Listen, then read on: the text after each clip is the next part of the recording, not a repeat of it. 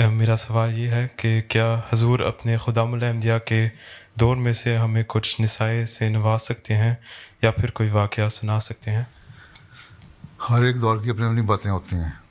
تمہارے دور کی اپنے مسائل ہیں، ہمارے دور کے اپنے مسائل تھے. ٹھیک ہے، تمہارے پاس بھی رپورٹیں آتی ہیں، جائزہ لو، جماعتوں میں یہ تاثر پیدا کرو کہ تم لوگوں نے ایمانداری سے ان کا جائزہ لینا ہے، اور جو ایمانداری سے تم ان کو سکھا سکتے ہو سکھاؤ. یہی چیزیں ہیں. ٹھیک ہے، نصائح کیا فرمانی ہے؟ نصائح تو لائحہ میں بھی لکھی ہوئی ہیں، خطبات میں بھی آ گئی ہیں.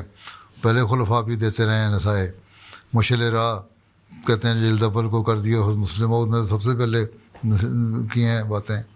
اس کے بعد دوسرے حوالے بھی ہیں، اس کے بعد میرے جو شائع کر رہے ہو، ترجمہ کر رہے ہو، ان میں ساری باتیں آ گئی ہیں. پھر اگر نہ کرنا تو اچھا کوئی نئی بات بتائیں. نئی بات کیا بتائیں؟ وہ پرانی باتوں پہ عمل کر لیا پہلے ہیں.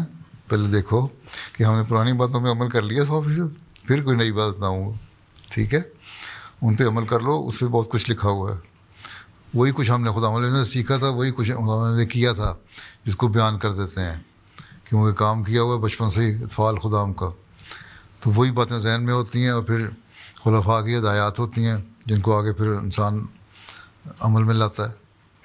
تو وہی تم لوگوں نے کو آگے کنوے کی ہوئی ہیں. وہ کچھ اپنے تجربے بھی دے دیے ہوئے ہیں، تو ان پہ عمل کرو.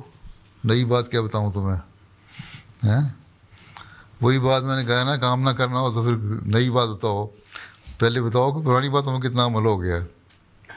ہو گیا 100%؟ 100% عمل کر لیا؟ نہیں.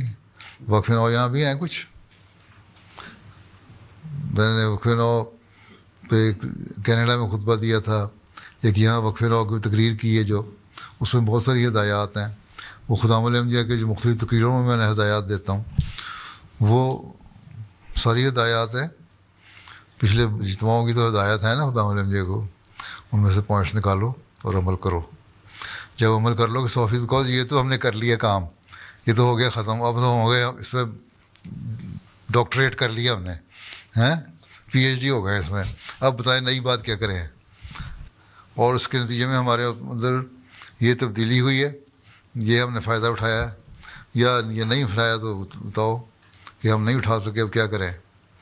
ٹھیک ہے، اور پھر جائزہ لو خود اپنا. انشاءاللہ.